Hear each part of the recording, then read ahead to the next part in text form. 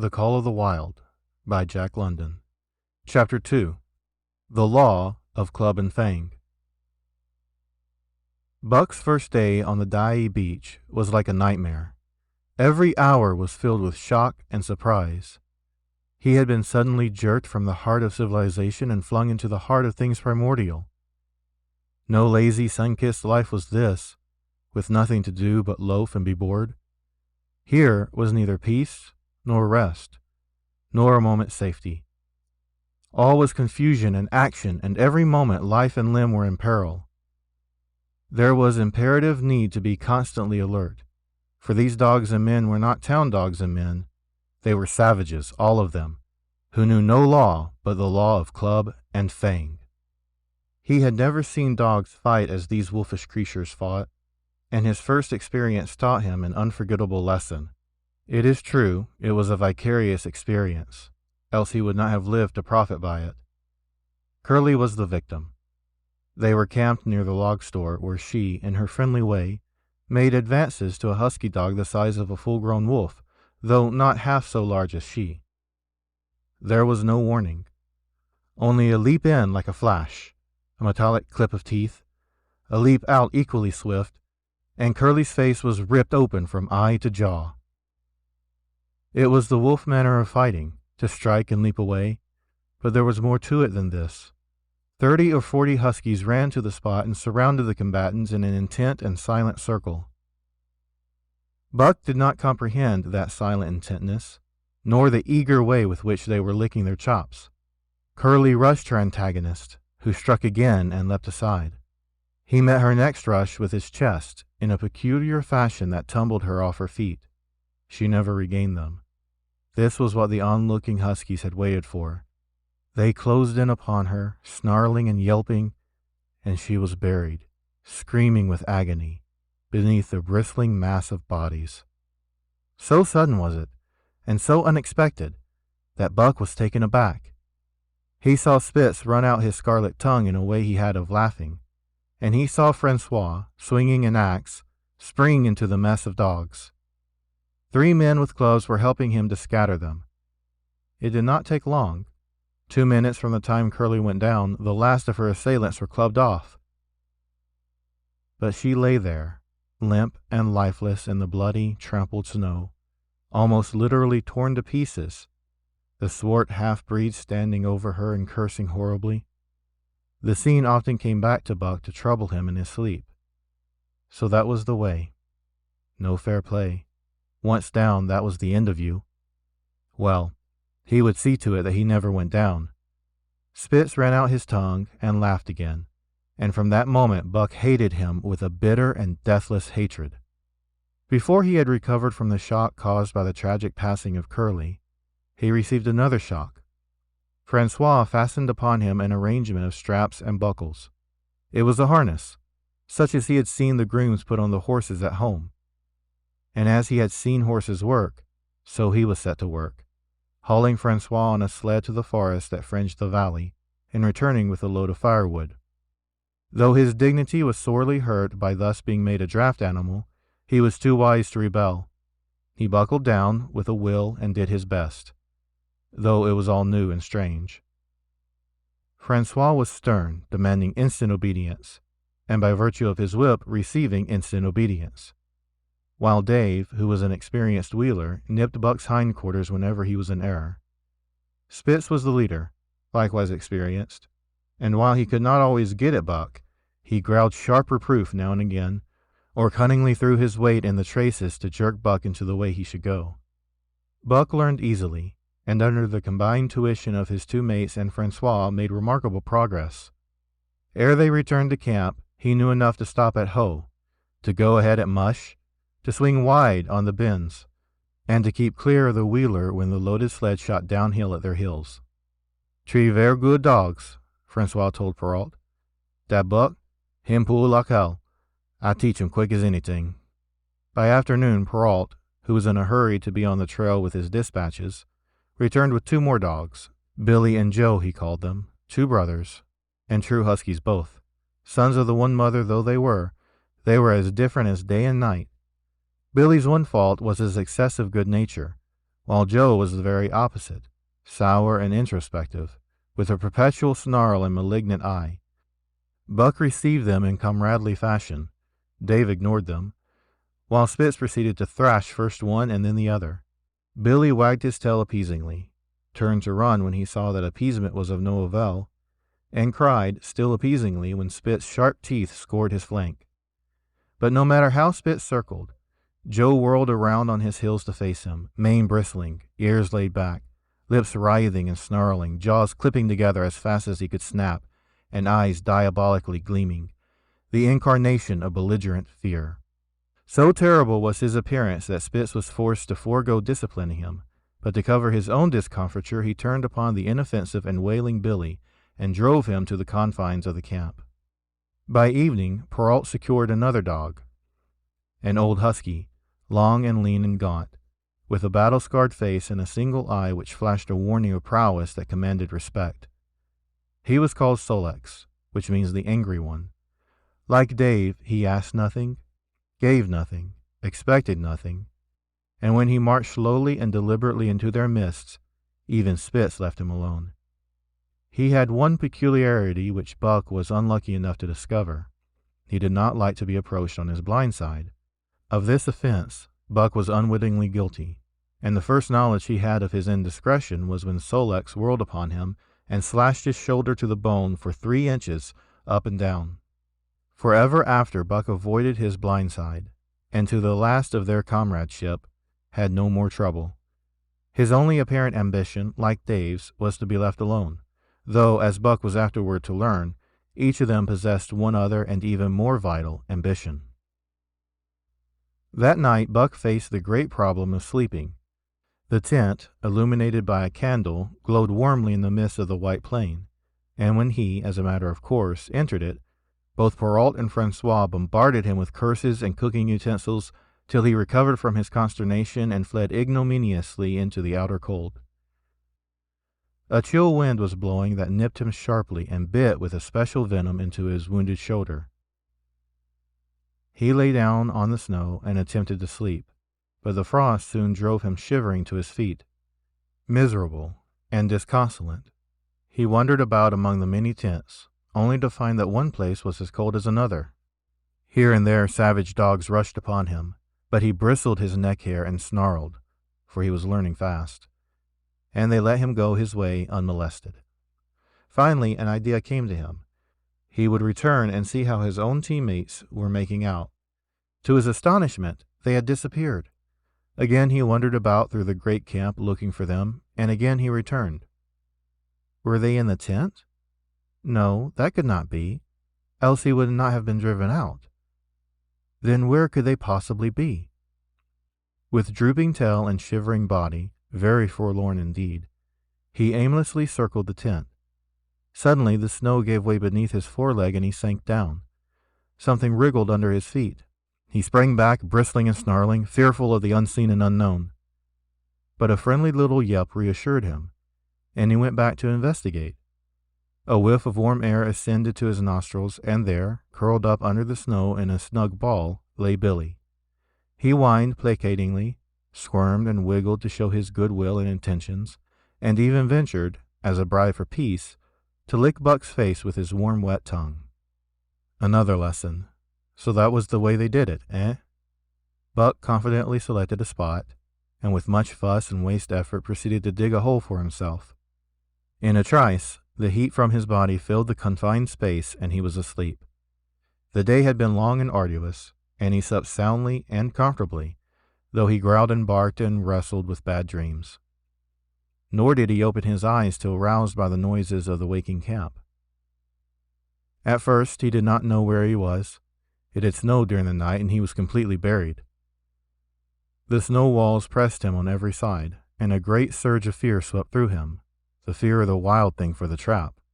It was a token that he was harking back through his own life to the lives of his forebears, for he was a civilized dog, an unduly civilized dog, and of his own experience knew no trap, and so could not of himself fear it. The muscles of his whole body contracted spasmodically and instinctively. The hair on his neck and shoulders stood on end, and with a ferocious snarl he bounded straight up into the blinding day, the snow flying about him in a flashing cloud. Ere he landed on his feet, he saw the white camp spread out before him, and knew where he was, and remembered all that had passed from the time he went for a stroll with Manuel to the hole he had dug for himself the night before. A shout from Francois hailed his appearance. "What'd I say?" the dog driver cried to Perrault. "Dat buck for sure learn quick as anything." Perrault nodded gravely. As courier for the Canadian government, bearing important dispatches, he was anxious to secure the best dogs, and he was particularly gladdened by the possession of Buck. 3 more huskies were added to the team inside an hour, making a total of 9, and before another quarter of an hour had passed, they were in harness and swinging up the trail toward the Dyea Canyon. Buck was glad to be gone, and though the work was hard, he found he did not particularly despise it. He was surprised at the eagerness which animated the whole team and which was communicated to him. But still more surprising was the change wrought in Dave and Sol-leks. They were new dogs, utterly transformed by the harness. All passiveness and unconcern had dropped from them. They were alert and active, anxious that the work should go well, and fiercely irritable with whatever, by delay or confusion, retarded that work. The toil of the traces seemed the supreme expression of their being, and all that they lived for, and the only thing in which they took delight. Dave was wheeler, or sled dog. Pulling in front of him was Buck. Then came Sol-leks. The rest of the team was strung out ahead, single file to the leader, which position was filled by Spitz.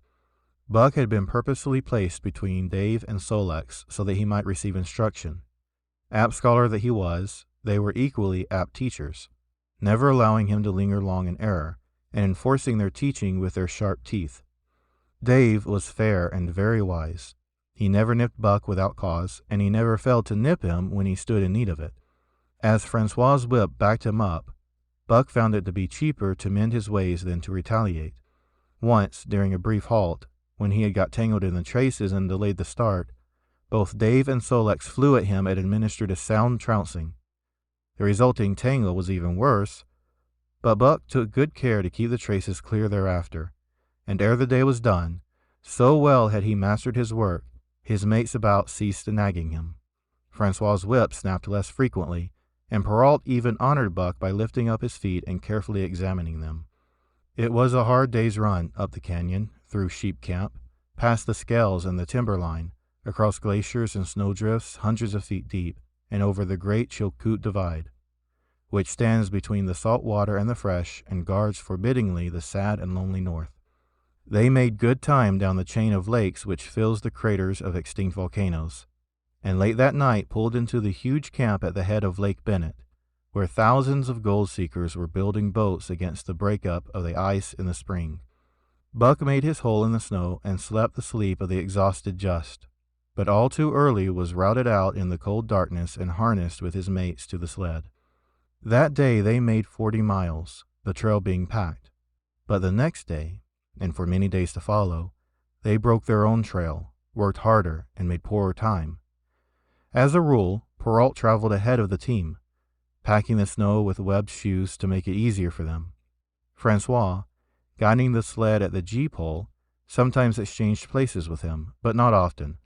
Perrault was in a hurry, and he prided himself on his knowledge of ice, which knowledge was indispensable, for the fall ice was very thin, and where there was swift water, there was no ice at all. Day after day, for days unending, Buck toiled in the traces. Always they broke camp in the dark, and the first gray of dawn found them hitting the trail with fresh miles reeled off behind them. And always they pitched camp after dark, eating their bit of fish and crawling to sleep into the snow. Buck was ravenous. The pound and a half of sun-dried salmon, which was his ration for each day, seemed to go nowhere. He never had enough, and suffered from perpetual hunger pains.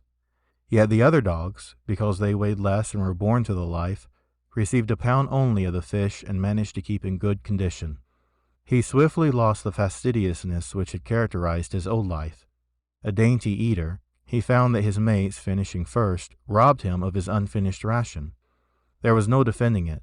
While he was fighting off 2 or 3, it was disappearing down the throats of the others. To remedy this, he ate as fast as they, and so greatly did hunger compel him, he was not above taking what did not belong to him. He watched and learned. When he saw Pike, one of the new dogs, a clever malingerer and thief, slyly steal a slice of bacon when Perrault's back was turned, he duplicated the performance the following day, getting away with the whole chunk. A great uproar was raised, but he was unsuspected, while Dub, an awkward blunderer who was always getting caught, was punished for Buck's misdeed. This first theft marked Buck as fit to survive in the hostile Northland environment. It marked his adaptability, his capacity to adjust himself to changing conditions, the lack of which would have meant swift and terrible death. It marked further the decay or going to pieces of his moral nature, a vain thing and a handicap in the ruthless struggle for existence. It was all well enough in the Southland, under the law of love and fellowship, to respect private property and personal feelings. But in the Northland, under the law of club and fang, whoso took such things into account was a fool, and in so far as he observed them he would fail to prosper. Not that Buck reasoned it out. He was fit, that was all, and unconsciously he accommodated himself to the new mode of life. All his days, no matter what the odds, he had never run from a fight. But the club of the man in the red sweater had beaten him into a more fundamental and primitive code. Civilized, he could have died for a moral consideration, say the defense of Judge Miller's riding whip. But the completeness of his decivilization was now evidenced by his ability to flee from the defense of a moral consideration and so save his hide. He did not steal for joy of it, but because of the clamor of his stomach. He did not rob openly, but stole secretly and cunningly out of respect for club and fang. In short, the things he did were done because it was easier to do them than not to do them. His development, or retrogression, was rapid. His muscles became hard as iron, and he grew callous to all ordinary pain. He achieved an internal as well as an external economy. He could eat anything, no matter how loathsome or indigestible, and once eaten, the juices of his stomach extracted the last least particle of nutriment, and his blood carried it to the farthest reaches of his body, building it into the toughest and stoutest of tissues. Sight and scent became remarkably keen, while his hearing developed such acuteness that in his sleep he heard the faintest sound and knew whether it heralded peace or peril. He learned to bite the ice out with his teeth when it collected between his toes, and when he was thirsty and there was a thick scum of ice over the waterhole, he would break it by rearing and striking it with stiff forelegs. His most conspicuous trait was an ability to scent the wind and forecast it a night in advance. No matter how breathless the air when he dug his nest by tree or bank, the wind that later blew inevitably found him to leeward, sheltered and snug. And not only did he learn by experience, but instincts long dead became alive again. The domesticated generations fell off him. In vague ways he remembered back to the youth of the breed, to the time the wild dogs ranged in packs through the primeval forest and killed their meat as they ran it down. It was no task for him to learn to fight with cut and slash and the quick wolf snap. In this manner he fought forgotten ancestors. They quickened the old life within him, and the old tricks which they had stamped into the heredity of the breed were his tricks. They came to him without effort or discovery, as though they had been his always. And when, on the still cold nights, he pointed his nose to a star and howled long and wolf-like, it was his ancestors, dead and dust, pointing nose at star and howling down through the centuries and through him. And his cadences were their cadences, the cadences which voiced their woe and what to them was the meaning of the stiffness and the cold and the dark. Thus, as token of what a puppet thing life is, the ancient song surged through him and he came into his own again. And he came because men had found a yellow metal in the north, and because Manuel was a gardener's helper whose wages did not lap over the needs of his wife and divers small copies of himself. End of chapter 2.